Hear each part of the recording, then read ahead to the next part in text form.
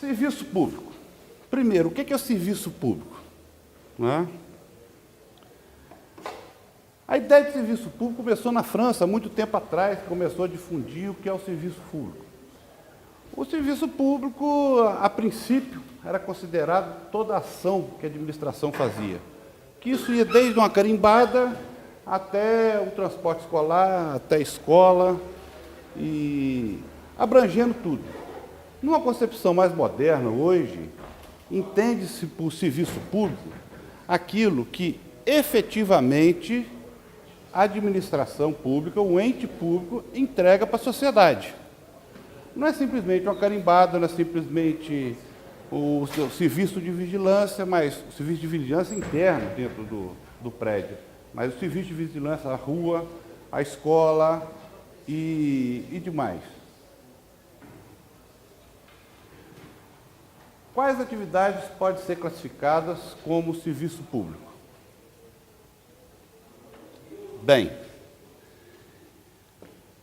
como eu disse, a atividade hoje classificada como serviço público é aquilo que efetivamente o Estado entrega para o cidadão. A limpeza, a escola, a saúde, não mais aquele serviço feito internamente.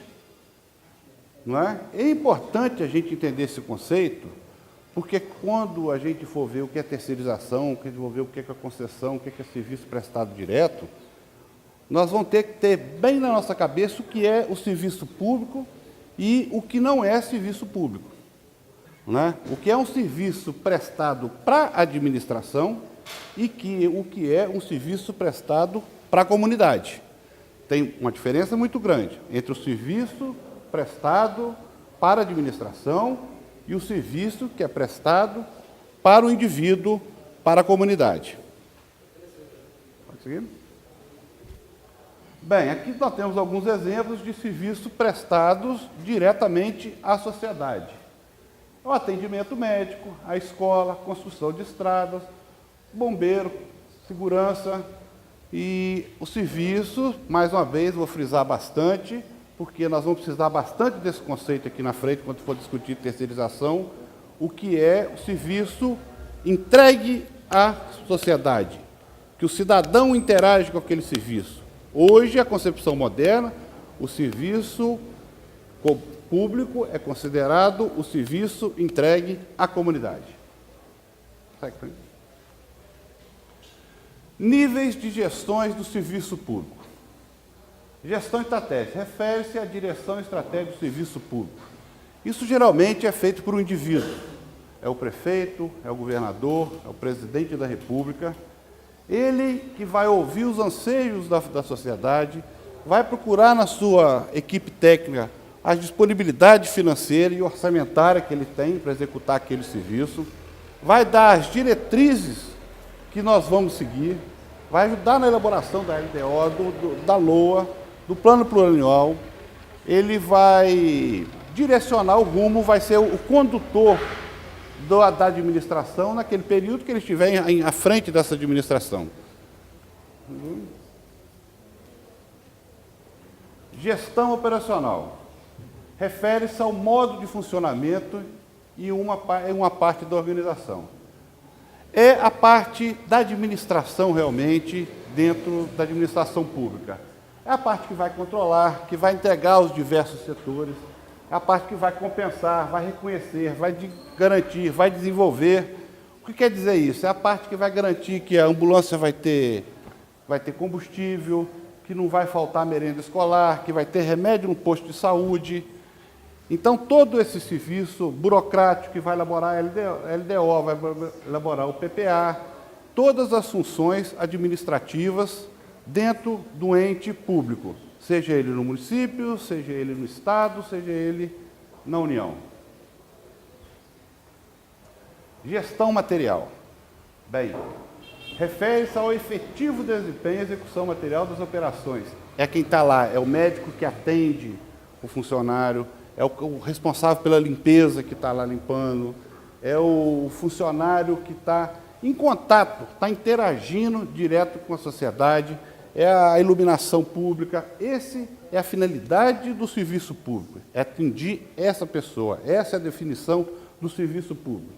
E a gestão material está numa parte dos funcionários que interagem realmente com a população. Nem sempre essa parte faz parte da organização, não é? E a organização vem na etapa anterior, que é na parte operacional ou na parte de gestão anterior a essa.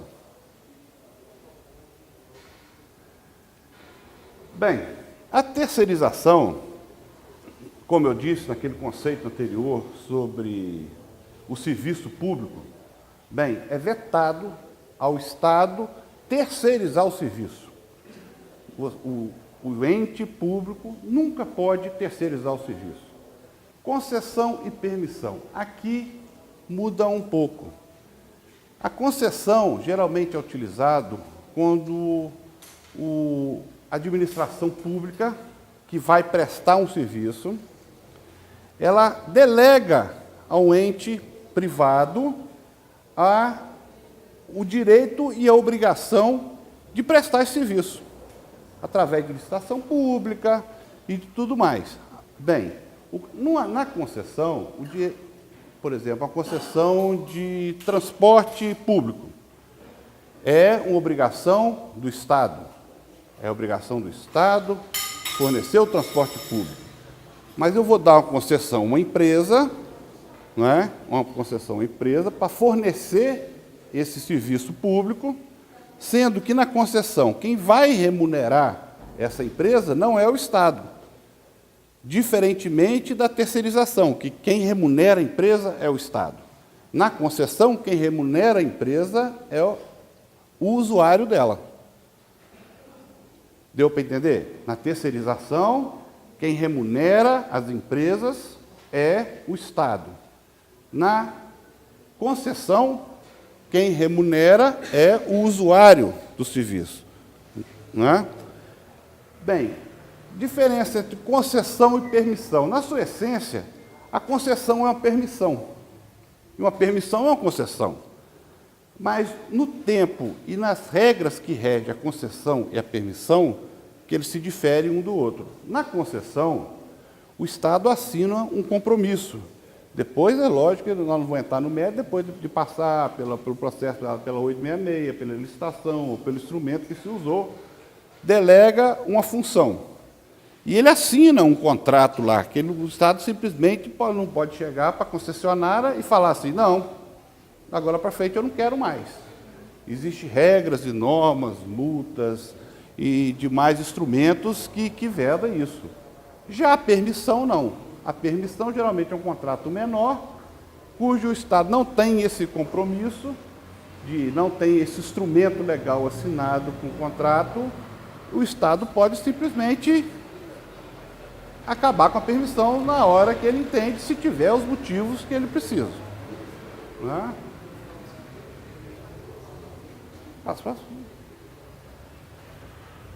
A parceria público-privada é um instrumento que a partir de 2004 está sendo usado, que tem uma nova lei agora que está para acabar de ser normatizada, que onde o Estado, onde na terceirização, o Estado é efetivamente quem contrata e quem paga, e a empresa contratada presta serviço para a administração e não para o público.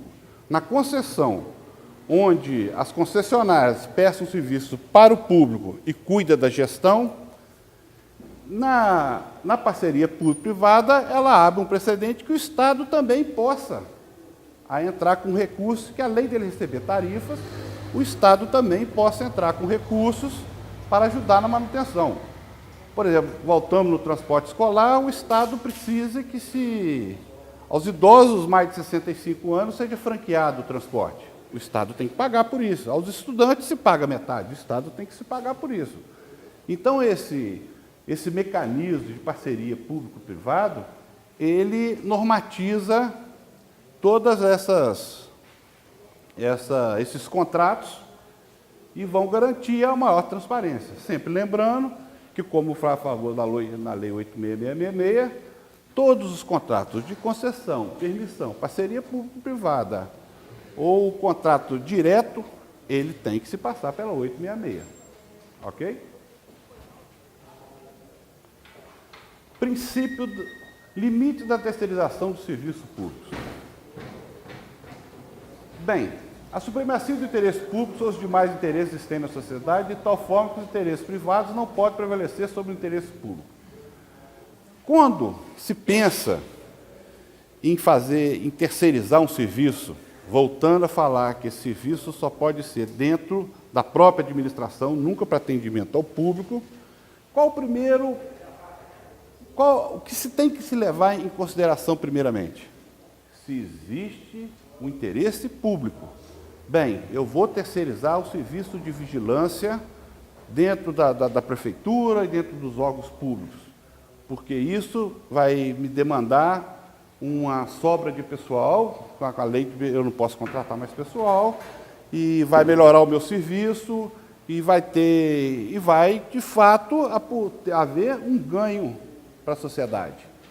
Esse é o primeiro princípio dos limites da terceirização. Vocês têm que definir muito bem se você quer, se essa ação terceirizada, ela vai surtir efeito para a sociedade, que é o seu objetivo primordial como prestador de serviço, é atender exatamente ao cidadão. Essa pergunta tem que ser feita, na verdade, não só na terceirização, mas sobre qualquer obra. Se eu quero fazer uma ponte, se eu quero construir uma escola, se eu quero fazer um calçamento, se eu quero adquirir uma ambulância, esse é o princípio básico que tem que motivar todo gestor político. Primeira pergunta que a gente tem que fazer sobre qualquer obra: vai atingir de forma positiva a sociedade? É de interesse da sociedade que se aplique os recursos naquilo? Ou é interesse só da administração? Não é? É interesse para a sociedade ou às vezes é um interesse só para ajudar a minha administração, para facilitar a minha vida? Se eu chegar à conclusão que essa ação, essa terceirização, ou essa contratação, ou essa obra tem o único interesse de facilitar a minha administração e não vai de maneira direta ou indiretamente favorecer a comunidade, eu tenho que parar por aí. Né? Eu tenho que parar por aí. Esse é o primeiro norte que tem que ser tido quando você for terceirizar ou como fazer qualquer outra contratação. Princípio da legalidade. Nas relações entre particulares é aplicada a autonomia da vontade.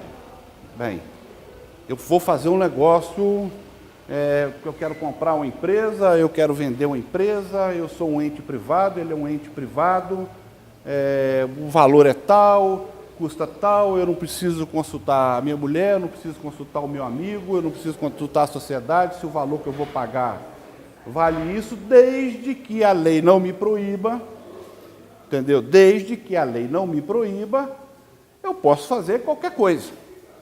Esse é o princípio que as relações privadas, o serviço público, que é um assunto já abordado pelo Fábio, entendeu? É diferente, entendeu? É diferente. Eu tenho que seguir ritualmente o que a lei permite. A princípio, essa ideia parece assim, muito desassociada, mas ela é muito importante, entendeu? Ela é muito importante. Eu não posso tocar um processo, sem ver lei nenhuma, e para deixar lá no final, opa, a lei não me proíbe, eu vou fazer.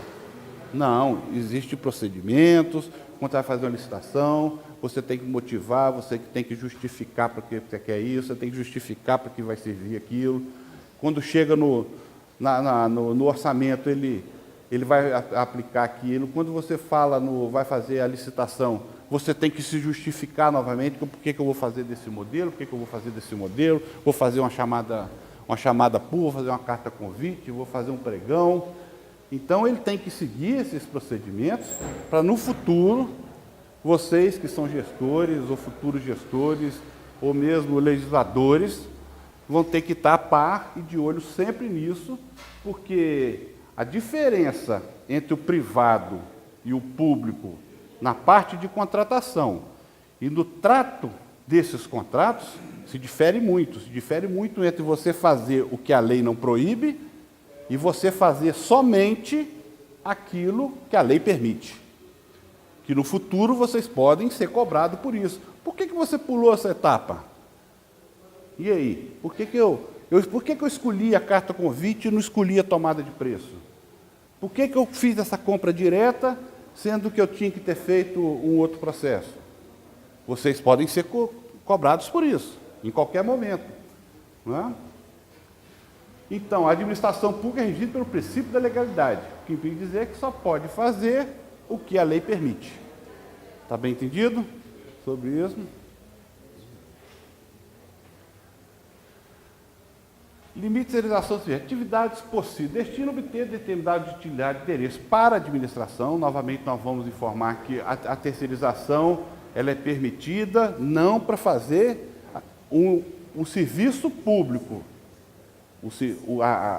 Quando ela atende a atividade exclusivamente da administração, na concepção moderna hoje de serviço público, isso não é chamado de serviço público. E serviço público é aquilo que você efetivamente entrega ao público, não é? Entrega à coletividade. Bem, quais atividades possíveis de administração? Manutenção, transporte, limpeza, segurança, seguro, certos trabalhos técnicos profissionais. Não é?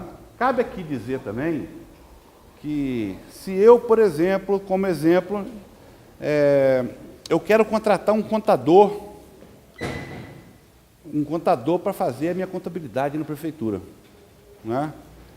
Bem, é para a área administrativa? É um serviço para atendimento público? Não, está possível. Mas se você tiver no seu plano de cargos e trabalhos lá um contador, você pode ou você não pode? Não, você não pode. Se você tiver no seu plano de cargos e salários um contador, estou te dando um exemplo de um contador, mas pode dar exemplo de várias outras, você não pode. É uma outra limitação. Não. E se essa segurança for desarmada e a outra for armada? Não é? Bem, eu não tenho no meu plano de cargo de trabalho a segurança armada, que depende de porte de arma, depende de uma série de licenças da Polícia Civil, da Polícia Federal. Bem, aí eu posso contratar que eu não tenho, apesar de eu ter segurança, eu não tenho a minha segurança armada. Se difere por cá, mas simplesmente segurança eu não posso. Eu posso contratar um médico para atender no postinho? Bem, só se a sua prefeitura, o seu estado, o seu governo não tiver médico. Porque eu não posso terceirizar atendimento ao público. Eu só posso contratar alguma coisa, alguma empresa ou algum profissional para atender a administração, nunca atender o público. Se eu quero contratar uma empresa para fazer atendimento público, o mecanismo nunca vai ser a terceirização. Vai ser a concessão, vai ser a permissão ou vai ser a parceria público-privada.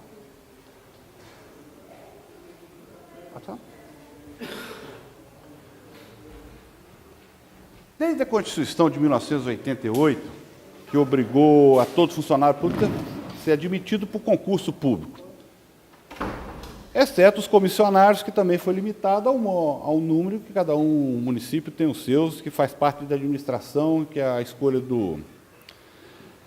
Se usou desse mecanismo da terceirização para, às vezes, tentar burlar essa determinação de 88.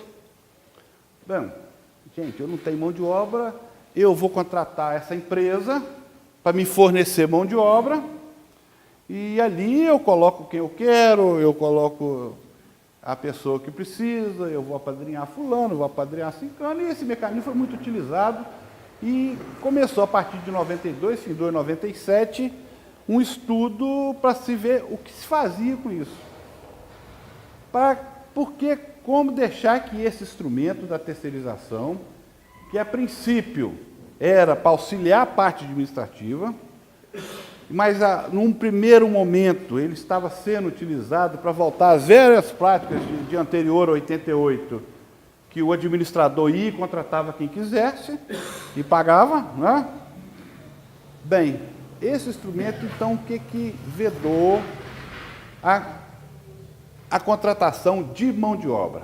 Primeiro, é proibida a inclusão nos dispositivos de contratação o termo contratação de mão de obra somente. Né?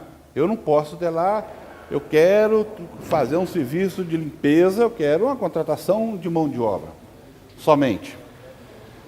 Porque na terceirização, o Estado, a administração, ele não pode, em momento algum, ter gestão sobre os funcionários.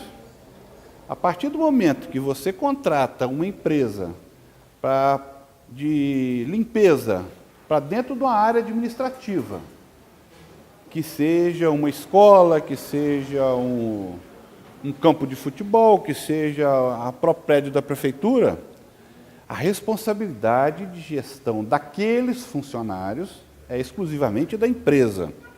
Se ficar caracterizado que o contratante, no caso o ente público, tem gestão sobre os funcionários que ali estão executando o serviço terceirizado, essa terceirização é ilícita. Se ali é ilícita, ela está sujeita a todas as leis que vão analisar e punir essa ilicitude.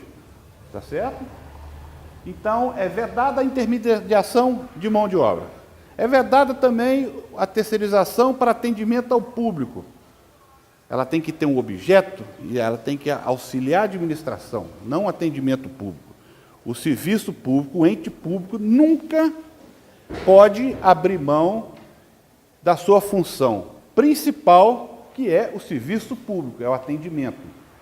Na concessão, quando ele permite que uma empresa, ou na concessão, na permissão, execute aquele serviço que, a princípio, seria dele, que é um serviço de atendimento, ele delega àquela empresa a gestão e a execução. Mas ele continua sendo a área administrativa dela. Né? Ele só não gere, mas ele que determina, ele que cobra. Então, efetivamente, é ele que presta o serviço.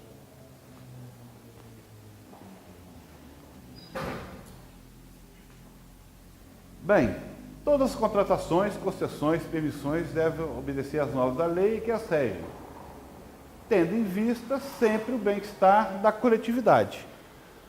Aqui nós voltamos a falar novamente do primeiro item, entendeu? Quando for pensar numa contratação de uma obra, quando se for pensar numa terceirização, quando se for pensar numa concessão, quando se for pensar numa parceria público-privada, quando se for pensar em qualquer ação, qual o primeiro ponto que nós temos que fazer? Qual é a função primordial do ente público, da administração? É o atendimento ao público, é satisfazer a coletividade. Não é? Essa lei, essa norma, que eu acho que tem que estar embutido dentro do servidor público, entendeu? Que o nosso objetivo é estar ali para melhor atender, entendeu? É o que, na verdade, nos traz orgulho ao servidor público. Pô, eu sou um cara que estou aqui para atender a coletividade. Eu sou uma pessoa que eu trabalho para o bem de todos. Isso, a gente que é servidor público, a gente tem que ter muito forte dentro da gente. A gente tem que ter orgulho, que apesar dos últimos tempos, o que a gente escuta é coisa exatamente contrária a isso. O servidor público não pensa nele, só pensa no salário, o político só pensa em roubar, e o fulano só pensa em fazer isso e outra coisa, mas nunca ninguém toca nisso. Mas por quê? Porque falta a gente amor próprio. Nós temos que assumir, nós que somos gestores públicos, nós que somos funcionários públicos, nós que pretendemos ser funcionários públicos, esse orgulho, essa vontade, essa garra de falar, não, eu sirvo a comunidade, eu sirvo ao público, eu trabalho pela coletividade. Então, esses sentimentos primordial, que eu acho que é o mais importante para qualquer pessoa, para qualquer que pretenda entrar no serviço público, seja de forma eletiva, seja de forma por concurso, ou seja como uma empresa que quer fazer uma parceria com o Estado, esse sentimento tem que estar presente. Tá? Devemos ser bons. Não existe esforços inúteis quando empregados em prol da coletividade. É mais ou menos isso que eu queria dizer, entendeu? Que vocês que são hoje gestores, vocês que são hoje funcionários, tenham orgulho daquele dia que você chega em casa mais tarde, que você perdeu o futebol do seu menino, que você está muito cansado. Tenha orgulho que vocês estão trabalhando para a comunidade. Façam isso com amor, façam isso com carinho. Vocês futuros vereadores, vocês futuros prefeitos, futuros funcionários públicos, levem no coração de vocês sempre essa vontade, esse desejo de fazer o melhor, porque muito nos orgulha ser funcionário público se a gente fizer a coisa com amor.